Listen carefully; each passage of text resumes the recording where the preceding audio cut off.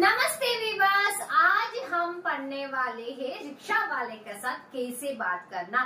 Rickshaw वाले के साथ कैसे बात करना அப்படின்ற விஷயம் ஏன் உங்களுக்கு நான் எடுத்துட்டு வந்திருக்கேன் அப்படின்னு பாத்தீங்கன்னா, நம்ம நார்த் இந்தியால டிராவல் பண்ணும்போது நம்ம ஒரு அர்ஜென்ட்டா ஒரு ஆட்டோ வந்து டாக்ஸியை பிடிச்சி நம்ம ஒரு இடத்துல இருந்து இன்னொரு இடத்துக்கு டிராவல் பண்றதுக்கு நம்ம முக்கியமா தெரியாத மனிதர்கிட்ட பேசும்போது ஹிந்தி ஷார்ப்பா பேசணும்.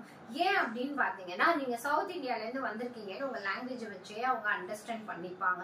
சோ அப்படி இருக்கும்போது ரிக்ஷாவாலாக்காரர், அதாவது ஆட்டோக்காரர்கிட்டயும் டாக்ஸிக்காரர்கிட்டயும் கேப்ல புக் பண்ணி போகும்போது, இப்பெல்லாம் ஓலா வந்துருச்சு, இட்ஸ் ஓகே, இருந்தாலும் புக் பண்ணி போலாம். இருந்தாலும் லோக்கல்ல டிராவல் பண்றதுக்கு ஷேர் ஆட்டோ இந்த மாதிரி எல்லாம் போகணும் அப்படின்னு நீங்க நினைச்சீங்கன்னா, ஒரு அர்ஜென்சிக்கு பக்கத்துல இருக்க ஆட்டோவே பிடிக்கணும்னு நினைச்சீங்கன்னா எத்தனை நாள் தான் ஓலாவை நம்பிட்டு இருப்போம். சோ அந்த மாதிரி விஷயங்கள்ல ஆட்டோக்காரர்கிட்ட பேசுறதுக்கு நம்ம இன்னும் பைசாவை கம்மி பண்ணி பார்கனிங் பண்ணி பேசி நம்ம ஒரு இடத்துல இருந்து ஒரு இடத்துக்கு டிராவல் பண்றதுக்கு ஹிந்தி லாங்குவேஜ் ரொம்ப முக்கியம். சோ இன்னைக்கு நான் எடுத்துட்டு வந்திருக்க விஷயம் என்னன்னா, நீங்க எங்கேயும் ஏமாறக்கூடாது அப்படின்றதுக்காக உங்களுக்கு ஆட்டோக்காரர்கிட்ட எப்படி ஹிந்தில நம்ம பார்கனிங் பண்ண போறோம், பார்கனிங் பண்ணி நம்ம எப்படி ஒரு இடத்துல இருந்து ஒரு இடத்துக்கு டிராவல் பண்ண போறோம், இதை எப்படி ஹிந்தில கம்யூனிகேட் பண்ணணும் அப்படின்ற கான்வர்சேஷன் செக்ஷன் தான் உங்களுக்கு எடுத்துட்டு வந்திருக்கேன். சோ வீடியோவை ஸ்கிப் பண்ணாம பாருங்க. நான் ரெகுலரா சொல்லிட்டு இருக்க அதே விஷயம் தான் ரிப்பீட் பண்றேன்.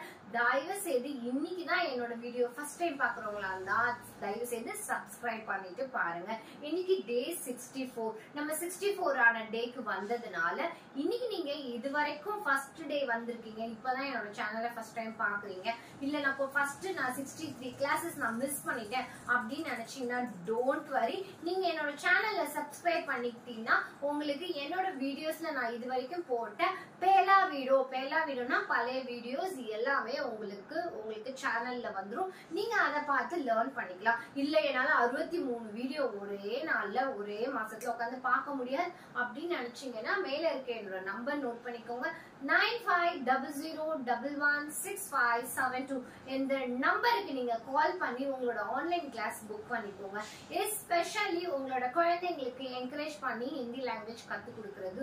நான் கிட்ஸுக்கு நிறைய ஆஃபர்ஸ் கொடுத்துட்டு கிட்ஸ் கிளாஸ் நான் ஈவினிங் டைம்ல நான் எடுத்துட்டு இருக்கேன். இது பெரியவங்களுக்கு மட்டுமான கிளாஸா அப்படின்னு எனக்கு கமெண்ட்ல வந்ததுனாலதான் நான் திருப்பி கேட்கிறேன். பெரியவங்களுக்கு தான் நான் சொல்லி கொடுப்பேன் அப்படின்னு கிடையாது. லாங்குவேஜ் கத்துக்கிறதுக்கு வயசெல்லாம் ஒரு வித்தியாசமே கிடையாது. லாங்குவேஜ் எஸ்பெஷலி பெரியவங்களோட கிட்ஸுக்கு கத்து கொடுக்கறதுலதான் ரொம்ப பெரிய இம்பார்ட்டன்ட் இருக்கு. இந்த வயசுல என் குழந்தை ஸ்கூல்ல போய் எப்படினாலும் இங்கிலீஷ் லாங்குவேஜ் டெவலப் பண்ணிப்பாங்க, தமிழ் வீட்டுல பேசுறதுனால டெவலப் பண்ணிப்பாங்க. நம்மளோட மதர் டங் ஒருவேளை தெலுங்கு மலையாளம் அது மாதிரி இருந்துச்சுன்னா வீட்டுல பேசுறது வச்சு டெவலப் ஆயிடும். ஆனா அந்த ஹிந்தின்ற லாங்குவேஜ் மட்டும் எங்கேயோ ஒரு இடத்துல ஸ்லாக் ஆகி நிற்கும். அப்படி இருக்கிற உங்க குழந்தைங்க ஹிந்தி சொல்லி தர தெரியல, உங்க பேரண்டா இருந்துட்டு எனக்கு ஹிந்தி தெரியாது மேம், எனக்கு ஹிந்தில மார்க்ஸ் ஸ்கோர் பண்ண முடியல அப்படின்னு வரி பண்றீங்களா? அப்படின்னா உங்களுக்காக தான் ஆன்லைன் கிளாஸ். குழந்தைங்களுக்கு முதல்ல படிப்பு புக்ல இருக்கிற லெசன்ஸை விட ஹிந்தி பேச ஆரம்பிச்சுட்டாலே ஹிந்தி படிக்கிறது எழுதுறது எக்ஸாம்ல மார்க்ஸ் ஸ்கோர் பண்றது ஈஸியா இருக்கும். சோ அதனால ஆன்லைன் கிளாஸ் கிட்ஸ்க்காக எஸ்பெஷலி இதை நான் ஒரு சப்ஸ்கிரைப் கேட்டனால நான் உங்களுக்கு இந்த இடத்துல நான் தெரியப்படுத்திக்கிறேன். கிட்ஸுக்கும் நான் எடுக்கிறேன் கிளாஸ், அதனால தாராளமா நீங்க புக் பண்ணிக்கலாம். இப்போ ஃபர்ஸ்ட் இன்னைக்கு என்ன பார்க்க போறோம் அப்படின்னு பாத்தீங்கன்னா, ரிக்ஷாவாலா. நான் வாலா அப்படின்ற ஒரு விஷயத்த நான் உங்களுக்கு ஆல்ரெடி சொல்லி கொடுத்துருக்கேன். வாலானா என்னது? காரர். தூத் வாலா அப்படின்னா பால்காரர், ரிக்ஷாவாலா ஆட்டோக்காரர், சப்ஜி வாலா காய்காரர் அப்படின்னு நான் சொல்லி கொடுத்துருக்கேன். அப்போ வாலானா என்ன? காரர். அந்த காரருக்கு வாலா யூஸ் பண்ணுவாங்க. ரிக்ஷாவாலா ஆட்டோக்காரங்கள ஹிந்தில எப்படி சொல்லணும்? ரிக்ஷாவாலா. பால்காரங்களை எப்படி ஹிந்தில சொல்லணும்? தூத்வாலா. இதை வந்து நான் ஆல்ரெடி என்னோட பழைய கிளாஸஸ்ல நான் உங்களுக்கு சொல்லி கொடுத்துருக்கேன். சோ இன்னைக்கு ரிக்ஷாவாலா கிட்ட நம்ம எப்படி ஒரு பேசஞ்சர் எப்படி பேசி நம்ம ஒரு இடத்துக்கு ரீச் ஆகி நம்ம எப்படி பார்கனிங் பண்ண போறோம் அப்படின்றதுதான் ஹிந்தில பார்க்க போறோம். சோ வீடியோவை ஸ்கிப் பண்ணாம பாருங்க. இன்னைக்கு ஃபர்ஸ்ட் சென்டென்ஸ் என்னன்னா, ரிக்ஷாவாலாவை கூப்பிட்டுட்டு இங்க இருந்து ரயில்வே ஸ்டேஷன் போகணும், அங்க எனக்கு போறதுக்கு எவ்வளவு செலவாகும் அப்படின்ற விஷயத்த எப்படி ஹிந்தில பேசலாம் அப்படின்றதுதான் ஃபர்ஸ்ட் பார்க்க போறோம்.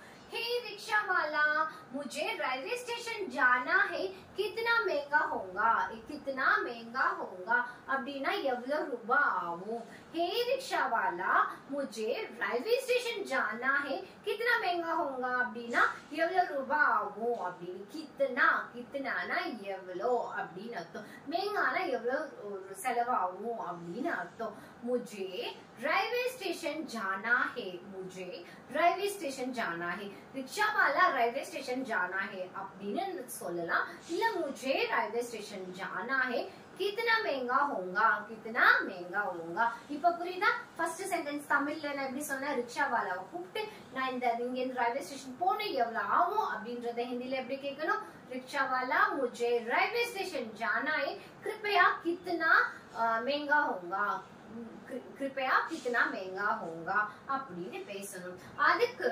ரிக்ஷாவாலா என்ன சொல்லுவாங்க அப்படின்னு பாத்தீங்கன்னா ஹிந்தில தான் இன்னைக்கு நம்ம ஹிந்தில ருபீஸ் எப்படி பேசுறது அப்படின்றது ஒரு 4-5 ருபீஸ் நான் எடுத்துட்டு வந்திருக்கேன் ஏன்னா அவங்க வந்து நீங்க கித்தனா அப்படின்னு நீங்க ஹிந்தில கேட்டீங்கன்னா அவங்க கண்டிப்பா 200 ருபீஸ் 300 ருபீஸ் 400 ருபீஸ் இங்கிலீஷ்ல சொல்ல மாட்டாங்க 200 रुपए 300 रुपए 1000 रुपए அப்படின்னு தான் ஹிந்தில சொல்லுவாங்க அதனால நீங்க அவங்க எவ்வளவு சொல்றாங்கன்னு தெரிஞ்சுக்கணும் அதுக்கேத்த மாதிரி பார்கெனிங் பண்ணனும் தான் நம்பர் எடுத்துட்டு வந்திருக்கேன் 200 रुपया साहब சாப்னா மரியாதையா சார் அப்படின்னு அர்த்தம் சாப் அப்படின்னு சொல்லுவாங்க தெரியாதவங்களையும் மரியாதைக்குரிய மனிதர்களையும் சார் சொல்லுவாங்க சார் நீங்க ஒரு மேல் பர்சன் இருந்தா சார் சொல்லுவாங்க சாருக்கு ஹிந்தில சாப் அப்படின்னுவாங்க மேடம் ஜி அப்படின்னு சொல்லுவாங்க இப்ப நீங்க ஒரு லேடி பேசஞ்சரா இருந்தீங்க நீங்க ஒரு இடத்துல டிராவல் பண்ணணும்னு நினைக்கிறீங்கன்னா மேடம் ஜி அப்படின்னு சொல்லுவாங்க 200 rupees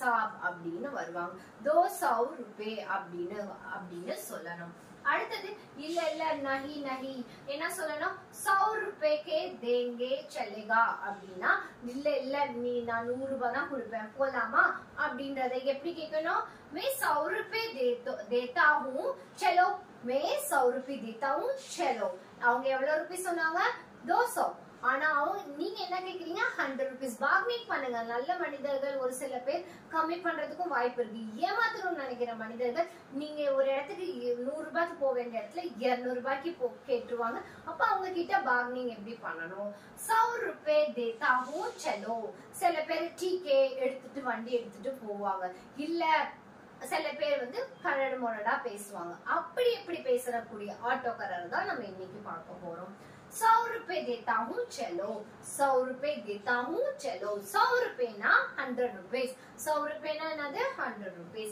नहीं साहब चलेंगी नहीं नहीं साहब चलेगा नहीं चलेंगी चलेगा இந்த இடத்துல மேல் ஃபீமேல் மாறுபடும் चलेगा नहीं அப்படினா லடுக்காவை குறிக்கிறதுனால இங்க வந்து चलेगा नहीं அப்படினு எழுதிருக்கேன் नहीं साहब चलेगा नहीं नहीं साहब चलेगा नहीं ஏனா அவர் எவ்வளவு கேட்டாரு 200 ரூபாய்க்கு போக வேண்டிய இடத்துல 100 ரூபாய் கேட்டாரு 100 ரூபாய் அப்படியே பாத்தீங்கன்னா அவங்களுக்கு 50% லாஸ் அதனால ஆட்டோக்காரர் என்ன சொல்லிட்டாங்க नहीं नहीं मुझे नहीं होगा नहीं साहब चलेगा नहीं नहीं साहब चलेगा नहीं चलो அப்படின்னு சொன்னாரு चलोனா போலாம் இல்ல போக முடியாது அப்படின்றதுக்கு चलेगा नहीं அப்படின்னு சொல்லணும் ठीक है मैं 100 पैसा रुपए लेता हूँ அப்படின்னா நான் வந்து உங்களுக்கு 150 rupees நான் கொடுக்கிறேன் அவர் வந்து கம்மி பண்றாரு 200 ரூபாயில இருந்து 50 ரூபாய் கம்மி பண்ணி எப்படி பேசணும்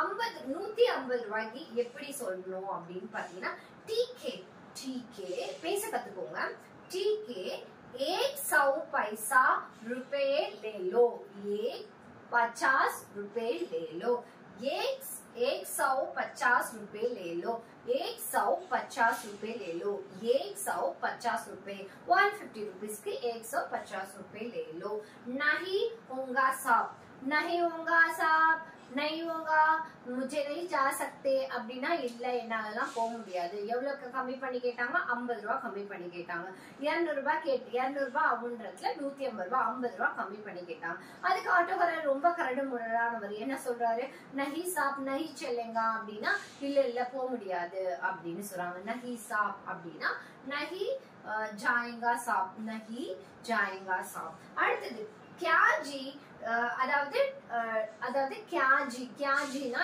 எப்படி இருக்கீங்க, அதாவது கியாஜினா என்னப்பா நீ கொஞ்சம் கம்மி பண்ணிக்கோயேன் அப்படின்றது எப்படி கேட்கணும், கியாஜி आप थोड़ा कम कर दीजिए அப்படின்னு சொல்லலாம். கியாஜி आप थोड़ा कम कर दीजिए அப்படின்னு கேட்கலாம்.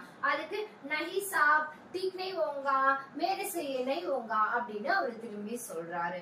नहीं साहब सड़क खराब है, அதாவது சடக் खराब है, நீ கொஞ்சம் கம்மி பண்ணி வாங்கிக்கோ அப்படின்றதுக்கு அவர் என்ன சொல்றாரு, नहीं साहब அதாவது खराब है, ரோடு வந்து ரொம்ப கரடு முரடா இருக்கு, अदावद दम्मर जाना अदावद घूम के जाना पड़ेगा, घूम के जाना पड़ेगा, घूम के जाना ना इंगे नाना इरुक्कु, अदावद आपका रेलवे स्टेशन इधर ही है, आप क्यों इतना पैसा मांग रहे, इधर ही है रिक्शा अदावद रेलवे स्टेशन, आप क्यों इतना पैसा मांग रहे அப்படினா நீ ஏன் இவ்ளோ காசு கேக்குற, नहीं साहब बहुत रोड खराब हो रहा है, கரடு முரடான பாதையா போக வேண்டியதா இருக்கு அப்படிங்கறத ஆட்டோக்காரர் எப்படி சொல்றாரு, नहीं साहब सड़क बहुत खराब है, अदावद जाना नहीं होगा, मुझे घूम के जाना पड़ेगा, मुझे घूम के जाना पड़ेगा, घूम के जाना पड़ेगा ना என்னது,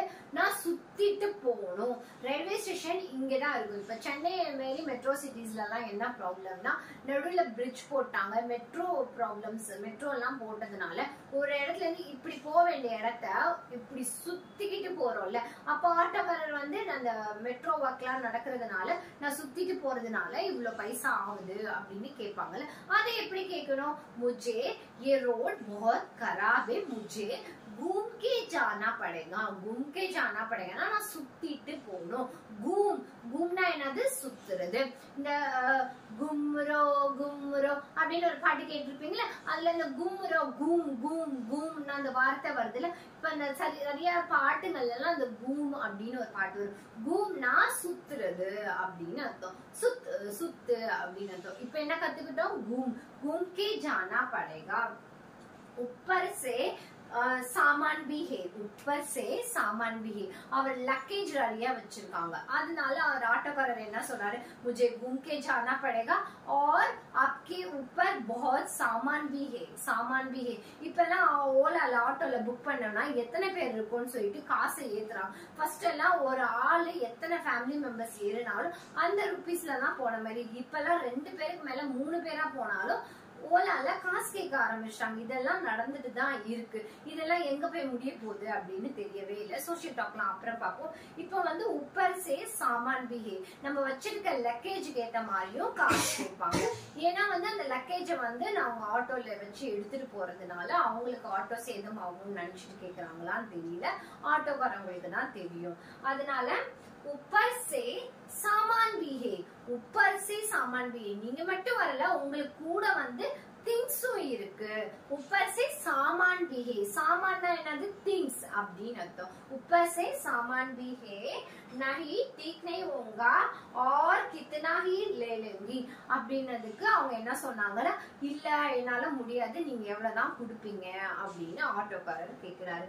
அதுக்கு இவர் என்ன சொல்றாரு, ठीक है आप अभी गाड़ी ले लो அப்படின்னா என்ன சொல்றாரு, ठीक है அவர் சொல்றதும் சரிதான், சுத்திட்டு போகணும்னு சொல்றாங்க, இதுக்கு மேல அவங்க கிட்ட போயிட்டு நம்ம கம்மி பண்ணி பார்கெனிங் பண்ணி பேச முடியாது. சரின்ட்டு அவங்க என்ன பண்ணிட்டாங்க, ஓகே ठीक है मैं देती हूं அப்படின்னு சொல்லிட்டு அவங்க कितना ही ले लूंगी அப்படின்னு கடைசியா ஒரு தடவை கேக்குறாரு.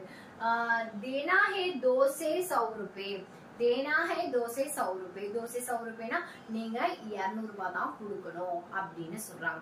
இன்னொரு முக்கியமான விஷயம், नहीं तो दूसरा गाड़ी देख लो, நீ எனக்கு 200 ரூபாய் கொடு, இல்லனா வேற வண்டியை பார்த்துட்டு போ அப்படின்னு சொல்லுவாங்க. கண்டிப்பா ஆட்டோக்காரங்க எல்லாம் கரடு முரடா இப்படி பேசுவாங்கல்ல, இதை எப்படி ஹிந்தில பேசலாம் அப்படின்னு பாத்தீங்கன்னா, देना तो दो 200 रुपए दीजिए, नहीं तो दूसरा रिक्शा देख लो, दूसरा रिक्शा देख लो. திரும்பி சொல்லி தரேன், देना तो 2 से 100 रुपए दे दीजिए, नहीं तो दूसरा रिक्शा देख लो, दूसरा रिक्शा देख लो. இப்ப கடைசியா வந்து பேசஞ்சர் என்ன கேட்டாரு, சரி நீ கடைசியா எவ்வளவுதான் தர, आप फाइनल प्राइस कितना की बोल रहे, आप बोलो அப்படின்னு சொல்றாங்க. அதுக்கு நம்ம எப்படி ஹிந்தில வந்து ரிக்ஷாக்காரர் சொல்றாரு, नहीं मेरे को 2 से 100 रुपए दीजिए, नहीं तो दूसरा गाड़ी देख लीजिए. அப்படின்னா வேற வண்டிய பாத்துக்கோ, दूसरा रिक्शा देख लो, दूसरा रिक्शा देख लो ना வேற ரிக்ஷாவை பாத்துக்கோ. சரி அவங்க கிட்ட பேச முடியாது, ஏன்னா சுத்திட்டு போகணும், மேல நமக்கு லக்கேஜஸ் எல்லாம் இருக்கு, இவனை விட்டா வேற ஆள் இல்ல அப்படின்ற சிச்சுவேஷன்ல बहुत खराब बात करे, बहुत खराब बोलते हैं அப்படின்னா ரொம்ப खराब बोलते हैं ना. அவன் என்ன சொன்னா, கடைசியா நீ இந்த 200 ரூபாய் கொடு, இல்லனா வேற வண்டிய பாத்துக்கோ அப்படின்ட்டாங்க. அப்போ நம்ம வந்து என்னடா நீ இவ்ளோ கடுப்பா பேசுற அப்படின்ற விஷயத்தை எப்படி ஹிந்தில சொல்லலாம் அப்படின்னா बहुत खराब बोलते हैं, बहुत खराब बोलते हैं. क्या है बाबा इतना खराब बात करे அப்படின்னா என்ன நீ இப்படி பேசுற அப்படின்றத நம்ம கேஷுவலா பேசலாம். இப்ப ஃபார்மலா எப்படி பேசணும், बहुत खराब बोलते हैं, बोलते हैं ना எப்படி பேசுற அப்படின்னு அர்த்தம். क्या है इतना खराब बोलते हैं, क्या है इतना खराब बोलते हैं. महंगा भी बेच रहे हैं, அதாவது ரொம்ப விலையும் அதிகமா சொல்ற, அதே மாதிரி ரொம்ப எனக்கு खराबா பேசுற அப்படின்னு சொல்றாங்க. ஃபைனலா டீகே செலோ அப்படின்ட்டு சொல்றாரு. இத சொல்லிட்டு சரி டீகே வண்டியை எடு அப்படின்றதுக்கு டீகே ஓகே செலோ அப்படின்னா செலோனா வா போலாம் அப்படின்னு. சரி நான் 200 ரூபாய்க்கு ஒத்துக்கிட்டு போலாம் அப்படின்ற சிச்சுவேஷன் வந்தாச்சு. இப்ப அடுத்தது ये ले लो 500 रुपए बाकी दो, அதாவது அவர் போக வேண்டிய இடத்துக்கு போய் ரீச் ஆயாச்சு. அவங்க ஆட்டோல டிராவல் பண்ணி முடிச்சோடனே ஆட்டோக்காரர்கிட்ட இறங்கி பைசா கொடுக்கணும்ல, அந்த பைசாவை எப்படி கொடுத்து நம்ம எப்படி பாக்கி பைசா வாங்குறது அப்படின்ற விஷயத்த ஹிந்தில கத்துக்கணும்ல, அதை எப்படி கேட்கறது அப்படின்றதுதான் ஹிந்தில பார்ப்போம். ये ले लो 5, அவங்க கிட்ட 500 ரூபாய் இருக்கு, உங்ககிட்ட சேஞ்ச் இல்ல, அப்ப நீங்க எவ்வளவுக்கு பேசிட்டு ஆட்டோல ஏறிருக்கீங்க, 200 ரூபாய்க்கு பேசிருக்கீங்க. ஆனா உங்க கையில எவ்வளவு ரூபாய் இருக்கு, 500. இதை எப்படி ஹிந்தில சொல்லணும் அப்படின்னு தானே பாக்குறீங்க. यहाँ ले लो 5 से 100 रुपए बाकी दे दो, 5 से 100 रुपए, 500 रुपएனா 500 ரூபாய், 100 அப்படின்னா 100 அப்படின்னு அர்த்தம். அதுக்கு 5 அப்படின்னு சொல்றாங்க. 500 ले लो, 500 ले लो, ये 500 ले लो, मुझे बाकी दीजिए அப்படின்னா எனக்கு பாக்கி கொடுங்க அப்படின்னு அர்த்தம்.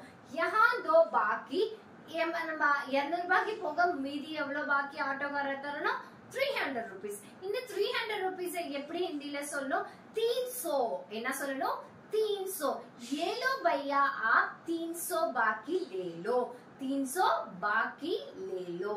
முடிஞ்சிச்சா, டிராவல் பண்ணி முடிச்சாச்சா, எப்படி பார்கனிங் பண்ணி ஹிந்தில போக வேண்டிய இடத்துக்கு போனோம் அப்படின்றத நம்ம ஹிந்தில இன்னைக்கு பேச கத்துக்கிட்டோம். ஒரு தடவை நான் எல்லாத்தையும் ரீட் பண்றேன், பொறுமையா கேளுங்க.